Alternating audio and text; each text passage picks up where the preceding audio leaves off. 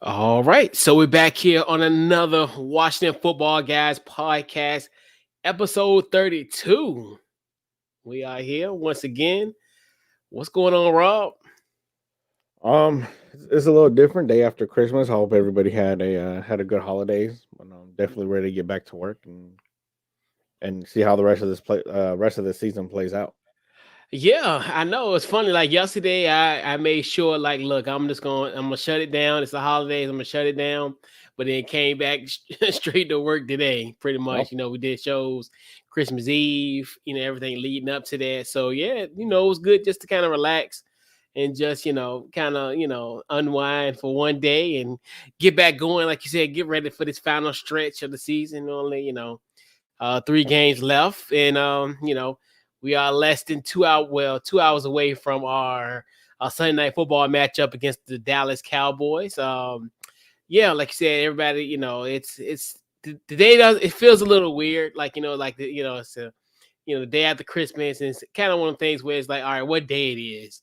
I know yeah, that's how I kept on like struggling. Like at first, this morning I was like, oh my god, is the day Monday? Because I always say Christmas is like on a Sunday for some bizarre right. reason.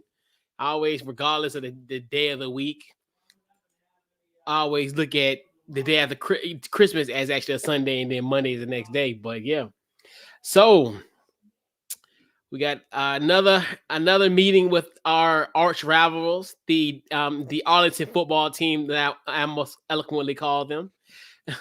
So your storylines going coming into this matchup, Rob. What you got? Just staying in the playoff race. That loss Yeah, on Sunday or on Tuesday rather to Philly. yeah, I don't want to say it ended our season, but it essentially ended our season. Phillies right now they just beat New York earlier today, so they're sitting at 8-7. We have one more with Philly, and obviously the one tonight with Dallas. So it's really just a matter of staying in the playoff race. For those of you who I'm just gonna say aren't real fans who are trying to get playoff positioning, or I'm sorry, draft positioning.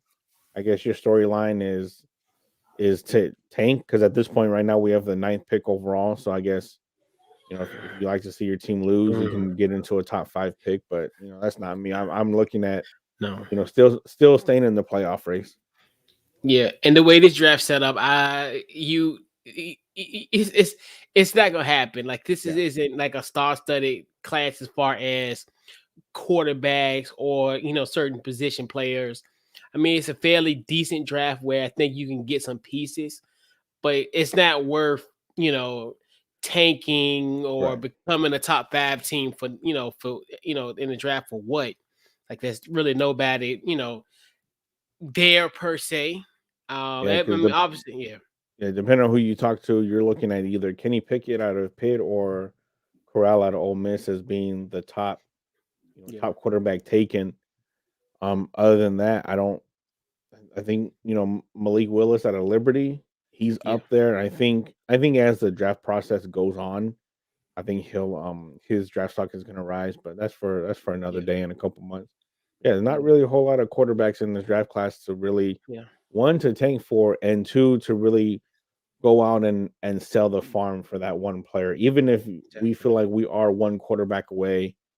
Because according to Tankathon, they have us taking Matt Corral at 9, which taking Matt Corral at 9, get rid of the human garbage can, keep Taylor Heineke for one more year, and then if you're able to work out a deal with Fitz to bring him back again to see what he would have been this year, I Yeah, think that's best case scenario. But again, I'm not giving up multiple draft assets to go and get somebody like a Kenny Pickett. no, no. If he falls to our lap, good. But if he don't, I mean, oh well. I like to me, like you said, it's not worth it. We've been down this road almost 9 years to the date. Yeah, And what did we get out of that? Even though the Rams really didn't get much out of that deal, but obviously, we did get one great year and a tell-all yeah, book. and a tell-all book that I cannot wait for. We're about less than 8 months away from the debut of that book. So that'll be definitely a fun thing to kind of digest once that book does come out. Yep. So I think the biggest thing is you come to a point, it, it's the end, I think that my big storyline is obviously I'm wearing our 2020 NFC East Championship beanie, and this might be the night where we have to hand over that crown to that team and that in Yeah, Arlington. So it's one of those things where you're looking at it, you're looking at kind of the ending of the demise of of this year per se. Like you said, we are still fighting. We're still in there mathematically. There's a puncher's chance. I mean, the thing about it starts tonight because obviously you got Philly. Philly's now currently in the seventh spot in the NFC playoffs. So you can at this point you can play spoiler. yeah, And then hope a lot of dominoes fall, i.e., the Miami Dolphins, which I think they're another team that I think could potentially fall into that final spot because a lot of dominoes going to happen for them potentially, and hopefully, in these next 2 weeks, some stuff can happen where we can kind of get to that, and then just get to the Giants game and just take care of business. Hopefully with that, but yeah, surviving. That's my biggest thing is making sure just don't let it be a repeat of what it was 2 weeks ago. Us right. continue to fight. And then even last week, you even look at the team.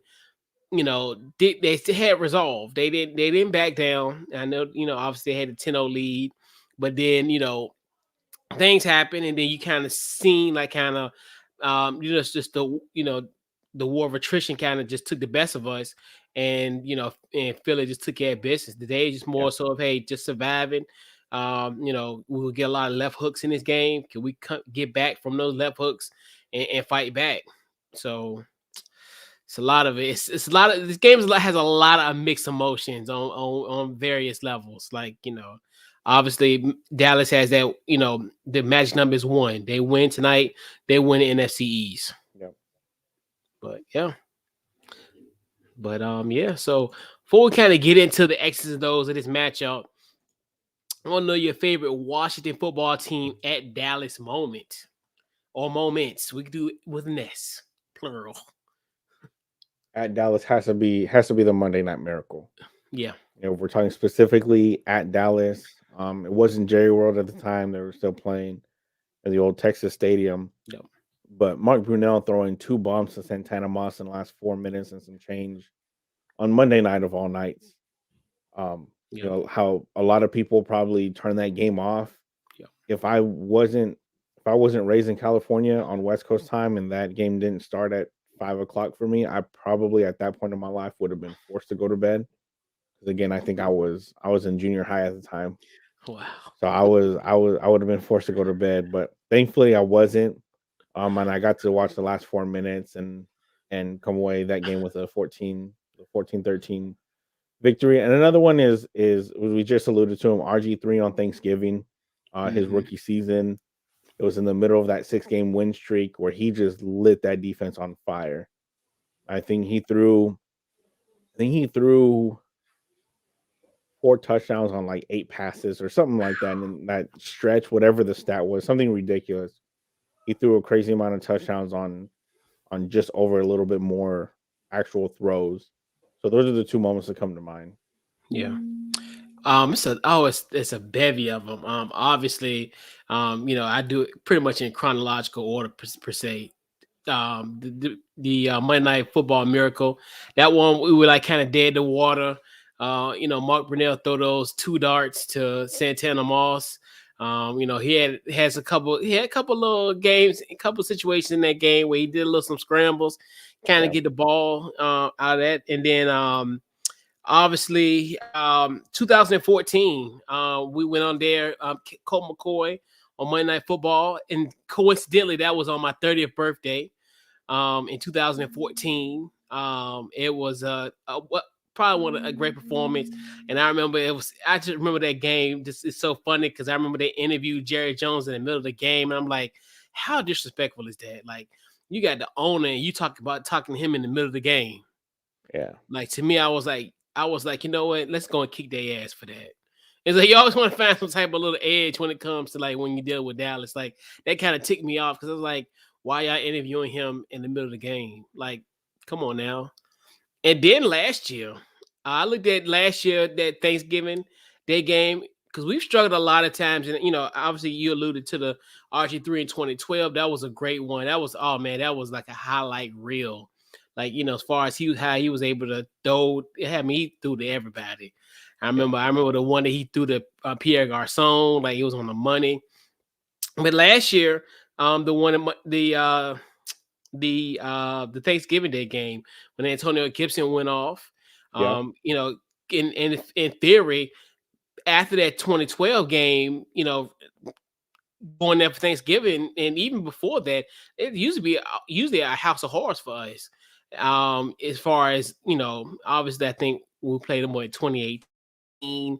We played them in like 2016. Like we played them a lot of times during those Thanksgiving Day games, and we've been on the lion's share of it. And even Clapper beat us one year. Yeah. You remember? Yeah, he beat us. He came in. I forgot who got hurt. I think my Troy. Yeah, Troy got hurt or something like that. And then he came in. He beat us. The Clapper beat us. So that just lets you know, like, it's been a house of horrors that a backup quarterback beats us. So it's a very interesting place. You always want to get a win there and kind of how can I say it, like kind of in those type of bad memories of the past and kind of erase those bad memories that we've had in that Yeah. place in a new stadium, and also like you said at the old stadium as well. So those are the ones that really stick out for me. But those are the ones that were really profound in this matchup, and hopefully, tonight could be potentially be one that can kind of go down as a favorite Washington football team at Dallas moment potentially. But hey, Yeah. you know, I but mean, yeah, because we weren't completely out of the game 2 weeks ago. We had in yeah, as much as people like to think, because I even saw somebody on Twitter tweet that day that Washington's defense took a week off. Like, no, no, that game was a difference of one play, and it was the 4th and 2 strip right. sack fumble recovery for a touchdown. That Or was the if difference in the game. DeAndre Carter would have caught that ball, people, that's not. That's I was true. like, Yeah, you're I ain't right. talking about some defense. Dak threw 2 interceptions. Talking about some our defense took the day off. Yeah. That's. I'm sorry. I see, and now you don't woke me up now.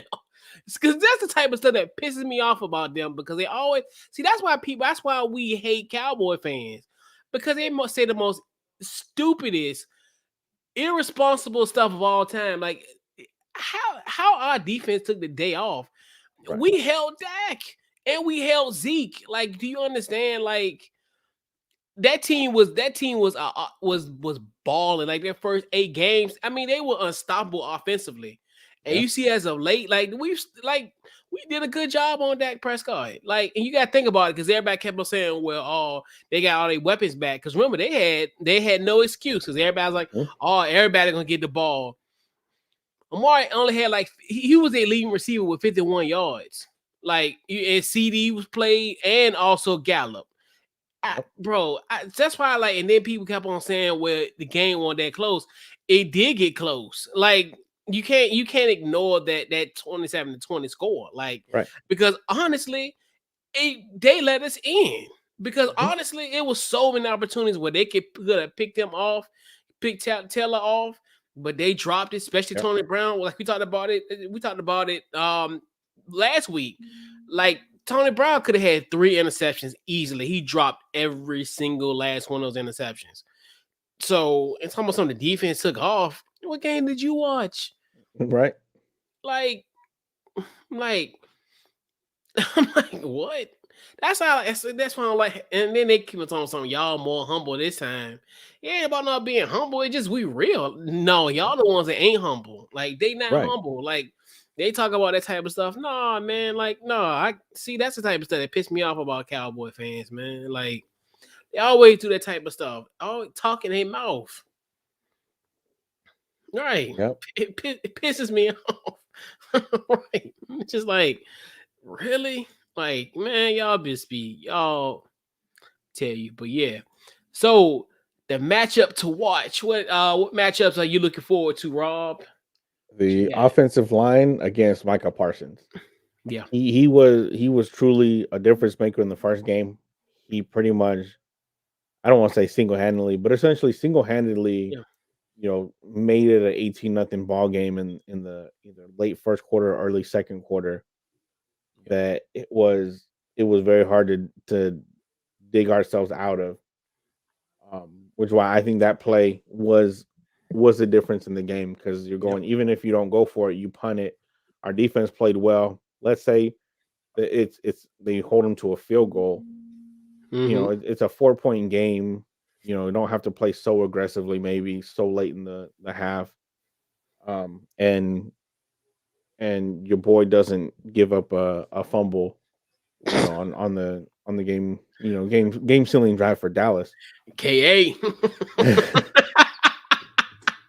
But if we're able to, I need Jack Del Rio to adjust well, Yep. and focus on Micah Parsons, double team, chip him, Yep. move the pocket to get him out of place, and get Heineke out of any type of danger, and kind of let Heineke just do the dink and dunk stuff that works Yep. to Antonio Gibson if he ends up playing tonight. I think we get JD back as well. Um, yeah, that's the biggest thing. That was, again, the biggest difference for us in 2 weeks ago in DC. And I think if we're able to mitigate the impact that Michael Parsons is able to have tonight, I think we'll be in a much better position than we were 2 weeks ago. Yeah, I'm really curious now. Our defensive line versus now a guy that's going to actually be a part of this team game and have an impact potentially is Tony Pollard. What we're going to do against Tony Pollard? Obviously, we held Zeke to pretty much to what he's accustomed to. Tony Pollard's been on a roll. Like you look at this last, you look at, I think he's averaging almost 6 yards per carry in the last like two games he's played. He pretty much did his thing against the Giants, and I'm just really curious, can this team bounce back? Because I know Jonathan Allen said, "Hey, it's on us. We're gonna do better." So obviously, you look at last week they had a situation where Miles Sanders went off for 121 yards, Yeah, who I think is kind of, I wouldn't say they're similar as far as body typing, also kind of their attributes as far as from the running back perspective. So they're kind of eerily similar, and just see how they bounce back with that, because I know he really took that on the chin, and that's a leader. Like a lot of people don't say that. I mean, a lot of people, we know, a lot of people don't put that stuff on themselves and say, "Hey, that's on me. We're gonna do better next week." So we're gonna see what this team is really about. If they could definitely stop Tony Pollard, that's gonna be, I think, one of the biggest matchups that I want to see. And then also, I know we talked about it 2 weeks ago. Um, Trayvon Diggs and Terry McLaurin. I really want to see that a lot more this time potentially. yeah, I think obviously the main reason was because Michael Parsons and that fierce defensive line didn't give Taylor enough time to throw, and kind of throw into some crazy coverages, and we counted what uh, and quintuple yeah, and quintuple coverage. So if that happens again, yeah, it could be a potential issue per se. But yeah, I look at those kind of the two matchups, and I think that potentially we could have the advantage on potentially in this matchup. But yep.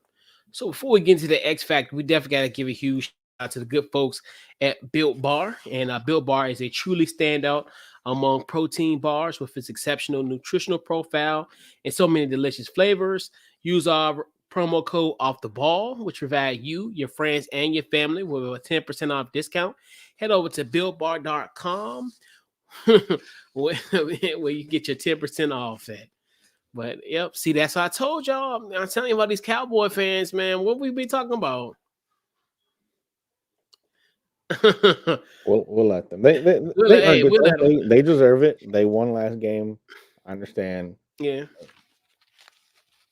We just gotta go out there and hopefully live to fight another week.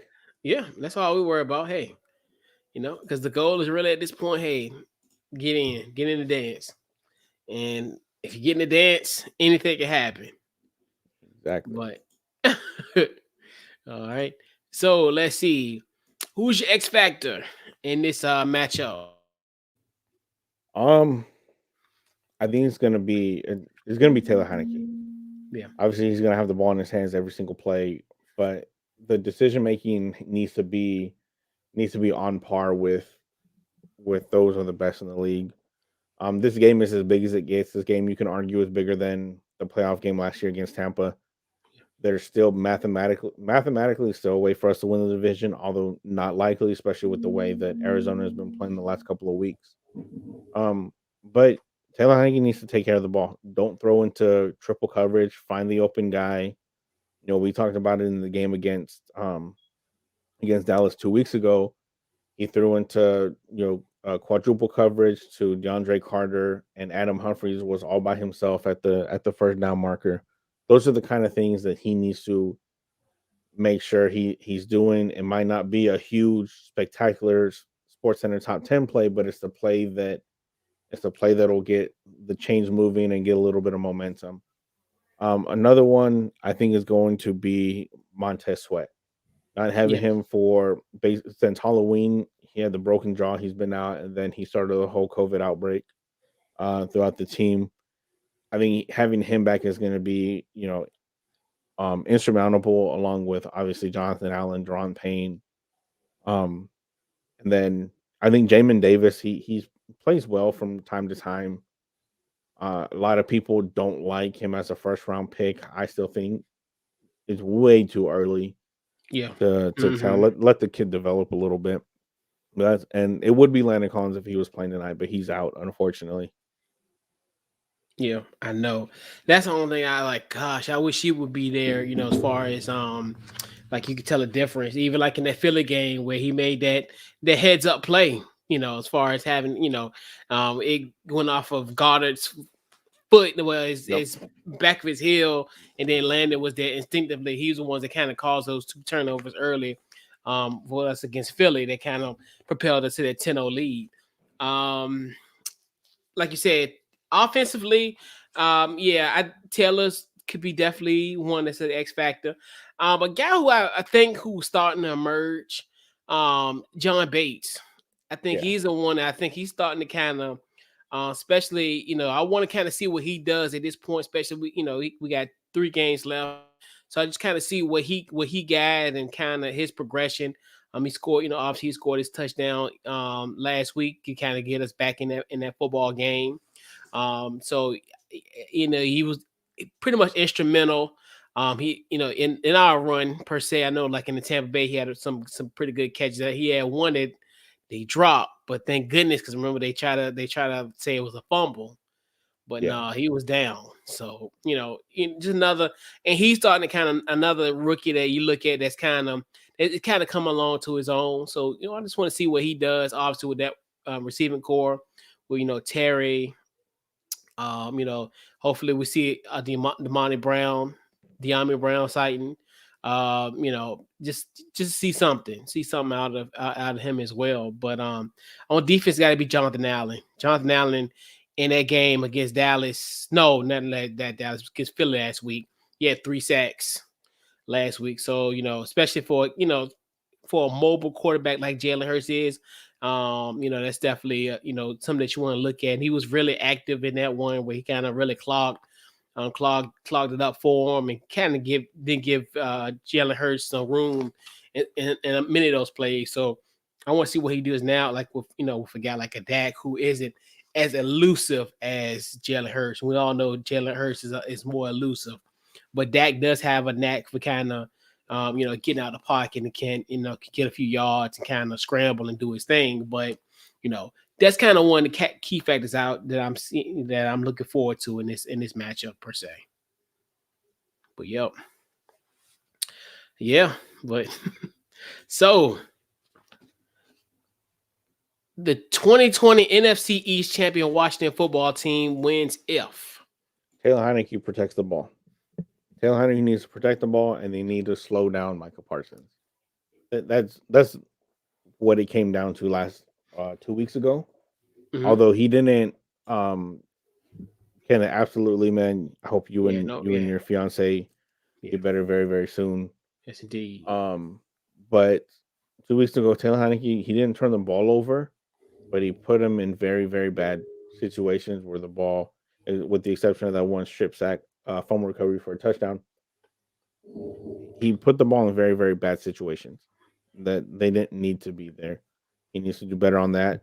And but in order for him to do that, the offensive line needs to handle Michael Parsons a lot better than what they did 2 weeks ago.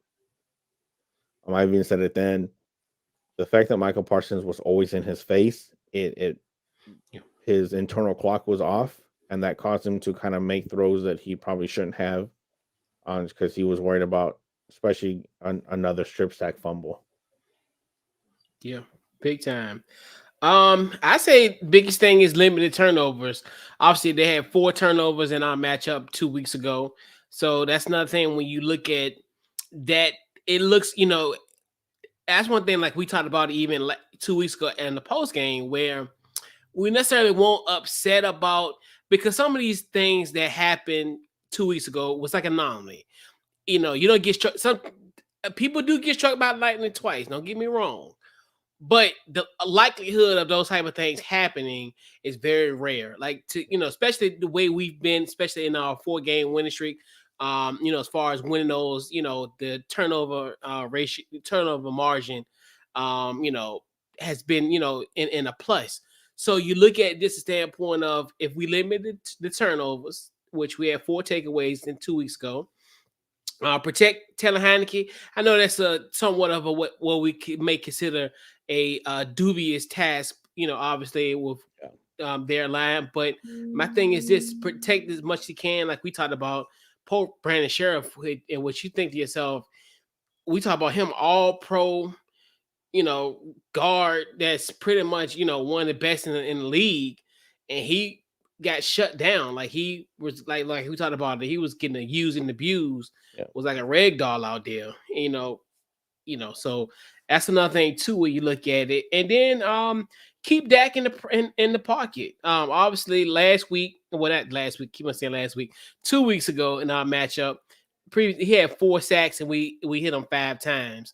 So to me, I look if you kind of keep in that same trajectory, and that affected his productivity. So you look at what he did in that game where I think he only had like 170 something yards passing, and he had like 2 interceptions. So a lot of that was due to our defensive line being stout. And could they have a repeat performance? That's the thing that we want to kind of see potentially in this matchup to get pressure, because we know with Dak, if you give him all day, he's going to destroy you. yeah, And so get that, keep that at bay, keep him at bay, because he's another one. If he gets to scrambling, this could be a coronation of what happened on Tuesday, all written all over again. It could be literally be deja vu from Tuesday night potentially. And then also, well, let's see, we got a limited run game by far. We talked about like how Philly, that 3-headed monster. We talked about that in the pregame show against Philly. Like that was kind of one of the keys, but obviously, that didn't happen. I think because they combined for 238 yards between Sanders, Scott, no Howard too. Howard was there. Howard, and Jalen Hurts. So yep, it was all of them, combined with like 238 yards. And you see how they were able to move the ball really effectively on us, because damn near felt like they was in the red zone pretty much every possession. That's how I felt. Like it's almost like to a point where it's like, damn, we gotta get some points on this drive because they're gonna come back and they're gonna come roaring back, So and then also the turnovers. I think we can kind of force some turnovers almost a la like we did last week, because I think that's another thing too. Now we kind of, I won't say we're back at 100%, but as far as our quarterback is concerned, yeah, because I definitely look at that situation where I think if we would have had, we'd had an opportunity, and had our quarterback there, potentially there was a lot of plays that were left on the field that we could have took advantage of. But obviously, that's here nor there. But you look at those type of situations. Hey, if we had our starting quarterback, from think about it like this. We taped the show Friday afternoon. That's the day that Gary Gilbert got there. yep, exactly. So I mean, the man was. That man was babying his child Thursday night, and he got a call and said he Yeah. needed to be here by 11 o'clock the next day. So it Yeah. is And what the it whole is. time, like the Yeah. whole weekend, I thought it was Blaine Gabbert. Like I No, felt like no halfway way. decent because I was thinking, okay, Blaine Gabbert, like he's done it a little bit, and Super Bowl then champ. I Yeah. was like, Garrett, who the hell is Garrett Gilbert? Yeah. Yeah. I was Yeah. like, yeah, we're done. Not to be confused with the Super Bowl champion Blaine Gabbert. Like, Right. Yeah, it threw me off. I know. I was like, and he played for Dallas last year. Yep, He played for Dallas last year. He he was one of did. their quarterbacks. I don't think he played because he I think he played against Pittsburgh. Remember, they almost beat Pittsburgh. And when they were like undefeated, he played in Yep, that game. Yep, I remember because we had Ben Nucci, the FCS stud from James Madison University, yep. up up west from here, west of my backyard.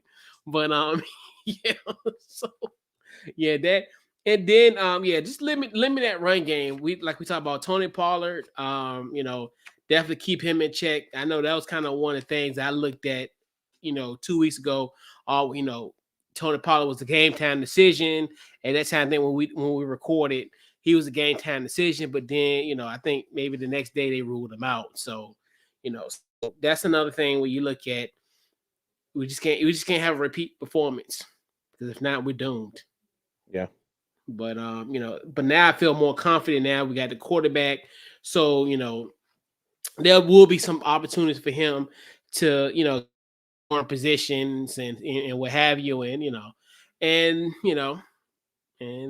but yeah. So it's almost that time for our predictions. But before we go into our predictions, we got to give a huge shout out to Bet US. We're also powered by the good folks at BetUS. They have the fastest payouts in the industry, and they offer a 125% sign up bonus when you use our promo code off the ball. Now, you do that in all caps. Go to BetUS, use our promo code off the ball in all capital letters, and then they're going to offer you 125% in your sign up bonus. So think about it like this: you put in 100, they could give you $125. free money. Free money. More money than you gave. So so definitely huge shout out to Bet US. So Rob, prediction time. I'm gonna go. I think it's gonna be a much better game than it was 2 weeks ago. I think Jack Del Rio and Ron Rivera will game plan for Michael Parsons a lot better. I think Scott Turner's gonna handle Taylor Heineke a little bit better this time around. Now that he finally got a taste of what that defense can do. I think it's gonna be a close game. I think it's gonna be 27-24 Washington. They're gonna pull out the victory, and get right back into this playoff race. Yeah. Yeah, and like you said, and we even talked about it 2 weeks ago. Hey, they might have won the war, but they didn't win the battle. So I look at this situation where, and that's one thing too. When you look at these type of matchups, and even I've had people who say, "Well, you can't really learn nothing from a loss," and I'm like, "Really? You learn more from a You loss learn than more you from a do loss from than a a win. win, right?" And I like what I would put that jackass out in on Front Street, but I'm gonna leave it alone. That's one of my boys. Because you know how some people be trying. I think people do that to me because obviously I never played football, so people like they look at me. It's like, well, you don't know nothing because you ain't play it. But I'm like, I watch it, like, and that's the thing that kills me about people. People just think this like football is like it's almost like it's a foreign concept. Football is it's nothing. All it is a microcosm of life. That's just like if you fail in life, you're not gonna learn nothing. Right. Yes, you are. Like that's A why lot. people watch film. That's why people watch tape. That's like it happens. And I like when I because that it was funny, and I hate to kind of sidetrack. So because I was asking him about something one time. This somebody way back I went to school with, and he was like, "Yeah, no, you don't learn nothing from a loss." I'm like, "Really?" You do. But anyway, I digress. Yeah, I think this I think it's just one of those things where you look at from the standpoint of, hey, we got hit, we gonna come back and keep swinging. Yeah. If I'm them, hey, we failed you, Taylor. they got you a couple times, but you still was able to, do it your thing. Even KA came in and kind of gave us a spark. So to me, hey, and the thing about with Cal Allen, they know about Cal Allen. Like, they got film on him. So it's just like, it's one of those things where it's like, okay. And it's almost to a point where we're going to see a lot of digs because you think to yourself, like, you see that Alabama crime that Cam Sims did on him. Yeah. I was like, oh, like, so we're gonna see a lot of Trayvon Diggs. I think they're Yeah. definitely gonna throw his way because they know like he could become a liability. That's why and that's another thing when people like, oh man, he should be defensive player of the year, and I'm like, Not even the best yo, defensive player on his team. the team, right? May not even be right. And I'm like, no, like you see how I have like man, this man about to give up about 1,000 yards to his receivers, his opposing Yeah. receivers. So, and you look at like that situation. Because you think, see, and that's another thing too. What people don't understand, like, if he was really like who he is, they wouldn't threw him. Like, think about it. Cal Allen would have never. Well, no, that was No, Taylor that was who threw that. Heineke. That Yep. was Taylor. Taylor threw that on the dime. Yeah.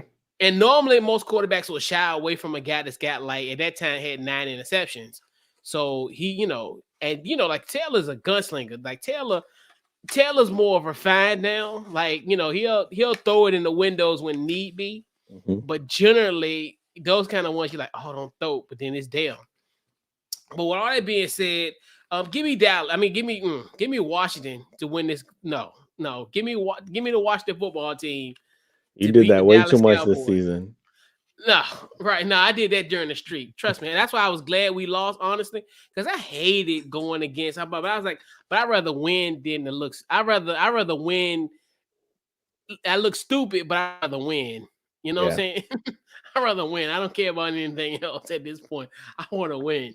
You know, it makes everything better. It make the Exactly. food taste better, make the drinks better, make the show better, make everything better, make life better.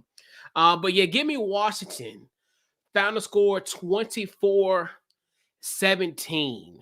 So I think Full Washington's going to touchdown. take care of business. I think the Washington going to take care of business. And the thing about this team, and the weirdest thing is Washington, for the life of me, they put themselves in these type of positions and they put themselves in a corner.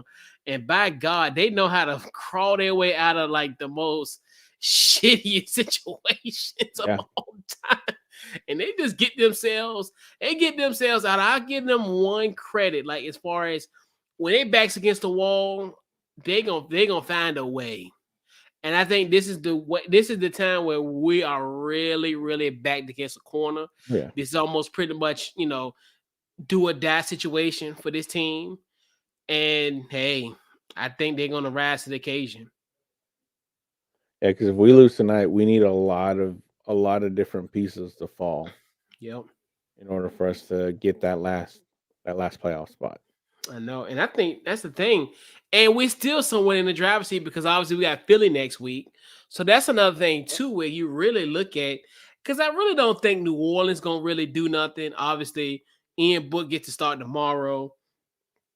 And then who knows and then even when Taysom Hill come back from protocol, Yeah. I mean, even though And Ian, they got Miami tomorrow. Miami's hot right yeah, now. Miami's hot right now. And So hey, and if they win, which is the most bizarre thing, if Miami win, they the 7th seed. yeah. They went from like what was it was like 1-6 or like 2-6 or something. I forgot what their record was. And they went off on a run. So, yeah, and that's a lot of fall because at this point it's only two more up for grabs. Obviously, I think San Francisco gonna get that final spot. So it's between us, Philly, um, I think Atlanta's still in there. There's a couple teams that's still in there. Atlanta's still in it. Obviously New Orleans as of right now, they're still in it. But Yeah, San for now. Francisco still has another game against LA. Exactly. So and they They fighting play in LA. LA week 18. And LA fighting for number for the West Crown. So Yep. it's gonna mean something. Yeah, I And doubt they're potential gonna for a number one seed. unless but then again, LA has, what does LA play next week? LA plays Baltimore, Oh yeah, they win. which probably won't have Lamar Jackson, who just Yeah, got steamrolled by Cincinnati again today. yeah, And Dallas has Arizona. So there's a possibility that that division is wrapped up next week. yeah. So Sean McVay might not play everybody for the entire game. So that's a possibility there. But there's a lot of things that can happen between now and the end of week 18 by the end of that Right. Sunday night. So Yeah. it's going to be interesting. Definitely will be definitely interesting. And like you said, hopefully, the season can be extended. But if not, hey, you just want to fight and you want a good effort. That's all Yeah, we can say. exactly. Yeah. But yeah, man. So let's put a bow on this week's Washington Football Guys pod, episode 32. Rob, any final thoughts and also upcoming projects and social media? Y'all already know where you can find me, FNC Pod on Twitter, Football and Chill Podcast on Facebook and Instagram. Nothing big in the immediate future. Still getting through the rest of these holidays. Gonna start setting up 2022. Have a few things with work to plan out, and then but we're gonna start getting probably after the regular season. If Washington isn't in the playoffs, probably after the regular season, I'm gonna start getting into some pre-draft stuff. So definitely be on the lookout for that. And obviously everybody else at Off the Ball Network, Coach, Prez, Mo. We are just talking in a group chat today about starting all the pre-draft stuff. He's gonna start dropping some stuff. I don't want to give it away just yet, but Stu's working on some stuff. It's just gonna be a good time all around. Last year was really fun as far as pre-draft stuff. And we're just building on that. This year's gonna be that much better. Yeah, big time. Yeah, and like you said, yeah, I don't know if I might bring back round the draft potentially. I think I should, but I we'll think you see. should. We'll see how time permits because I, still got some, still got plans for this, and then also got plans for the draft as well, and also Couch Coach Live as well. So Yep. we'll see. And then I've been thinking about, even though, been thinking about a little bit of USFL potentially, thinking about that as well. Oh, that's So right. I don't know. We're gonna, I know we're kind of putting people behind the curtain, but hey, just throwing some stuff out there and a lot of stuff. But that's the thing. There's no off season. And Yeah. because it's funny, me and Jeff always talk about, at the Super Bowl, we're gonna take a break off, we're gonna take a week off, or we're gonna take some time off. Nah. It's nice in theory. It's nice in theory. I know in September I'm like, all right, I'm officially gonna take a break in February after Valentine's Day. I'm just gonna go radio silent till like the first week of March. Nah, not even now thinking about it,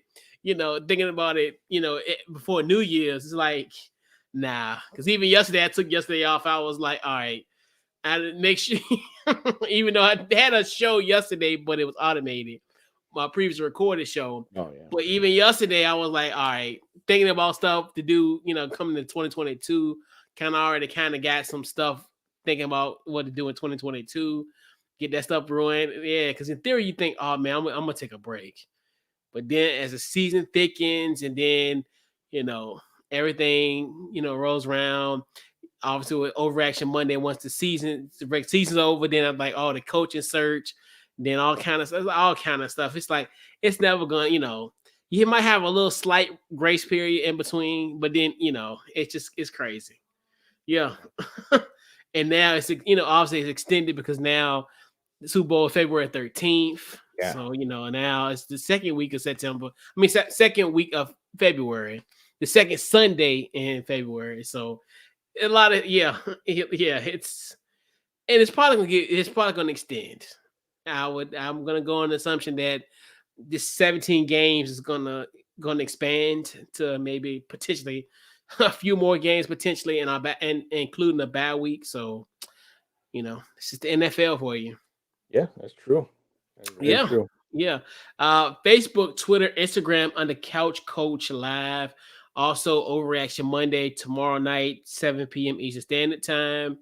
Also, let's see, Couch Coach Live. Uh, I don't know what we're gonna record, but we'll have a New Year's Eve episode. I think we'll drop that.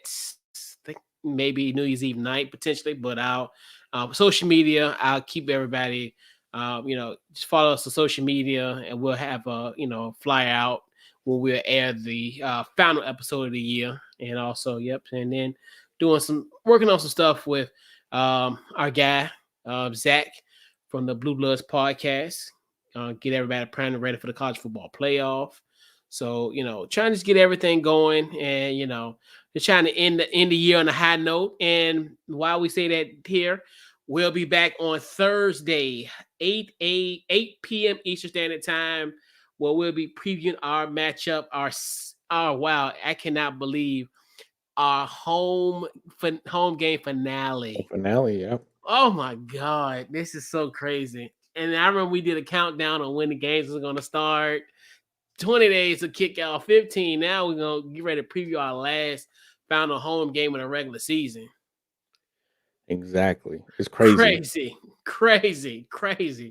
Every time. And our week 17 matchup. That's so crazy. Oh boy. But yeah. But hey, been